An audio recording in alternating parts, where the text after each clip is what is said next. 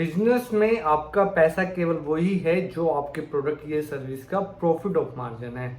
मैं इस बात को दोबारा फिर दोहराना चाहूँगा कि बिजनेस में आपका पैसा केवल वही है जो आप अपने प्रोडक्ट या सर्विसेज से मार्जिन लेते हो। केवल कभी भी बिजनेस में वेंडर से मिला क्रेडिट या बैंक से लिया हुआ लोन आपका पैसा नहीं है, वो पैसा आपको वापस करना है।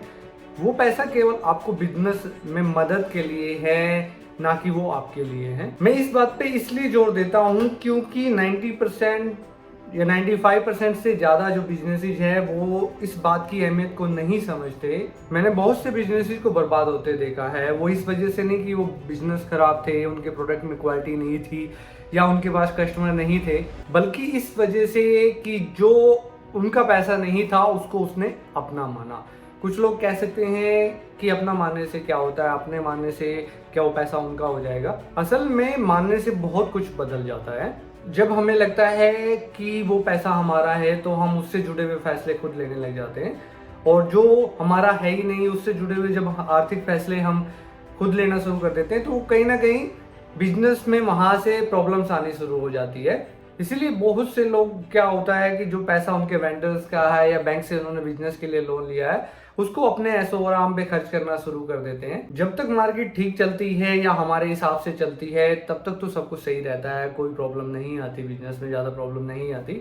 लेकिन जैसे ही थोड़ी सी मंदी आती है या कोई नया कंपटीशन आ जाता है, मार्केटिंग करने का तरीका बदल जाता है या मार्केट में कोई बदलाव आता है सडनली कोई भी, तो वहाँ पे बिजनेस में जो फाइनेंशियली डिस्टर्बेंस आना शुरू हो जाता है, आर्थिक प्रॉब्लम्स आनी शुरू हो जाती है, बिजनेस फाइनेंशियल रूप से जूझना शुरू कर देता है।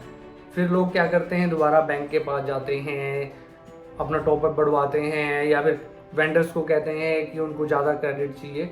हो सकता है कि शॉर्ट टर्म के लिए उनको वो मिल भी जाए, एक शॉर्ट टर्म सोल्यूशन उनको यहाँ पे मिल भी जाए, लेकिन ऐसा हर बार नहीं होगा। फिर आराम से क्या होगा कि उनकी मार्केट में जो रेपुटेशन है वो गिरनी शुरू हो जाएगी।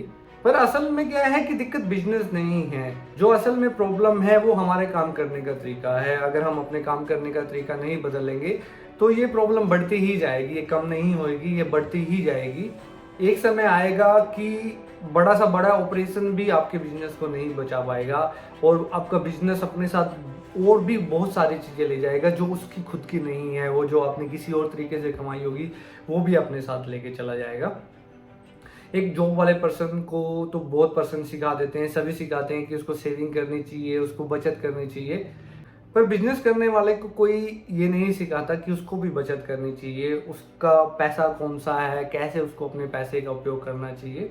लोग बिजनेस वालों के ऐशो आराम को देख के उनकी तरफ खींचे तो चले आते हैं, लेकिन बहुत बिजनेस की सच्चाई से वो वाकिफ नहीं होते। मेरा ये सब कुछ कहने का केवल एक ही मतलब है कि आप ये सब गलती मत करिएगा, क्योंकि हो सकता है कि शॉर्ट टर्म में आपको लगे कि सब कुछ सही जा रहा है, लेकिन अगर आप लॉन्ग टर्म बिजनेस की सक्सेस चाहते हैं तो ये मान के चलिए कि जो प्रॉफिट है वही केवल आपका है। जो मार्केट में आप पैसा आपका फंसता है वो आपके प्रॉफिट और मार्जिन से ही आपको क्लियर करना है।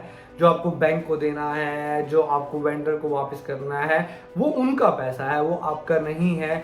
और जब तक आपका प्रॉफिट मार्जिन, आपका सर्कुलेशन इतना बड़ा नहीं होता कि आप इतने ऐशो आराम को अफोर्ड कर सको, तब तक आपको इतना बड़ा तामझाम बनाने की जरूरत नहीं है। आपको किसी को कुछ दिखावा करने की जरूरत नहीं है। जब सूरज निकलेगा वो सबको दिख ही जाएगा। तो आप जितना भी हो सके अपने पैसे को बचा के रखिए, अपने आप को, अपनी कंपनी को, अपने बिजनेस को, अपने डिस्ट्रीब्यूशन को, जिस भी बिजनेस में आप हो उसको फाइनेंशियली स्टेबल करने की कोशिश करिए, ना कि उसका पैसा कभी कारों पे, कभी प्रॉपर्टी पे अननेसेसरी उसको वेस्ट करने की कोशिश मत करिए। नहीं तो मैंने बहुत बिजनेस देखे हैं जो बर्बाद हुए हैं। उन सबको लगता था कि उनका बिजनेस बहुत अच्छी कंडीशन में है, लेकिन जब वो लेके गया तो बहुत ज़्यादा वापस लेके गया। तो उम्मीद करता हूँ कि आप ये गलती नहीं करेंगे।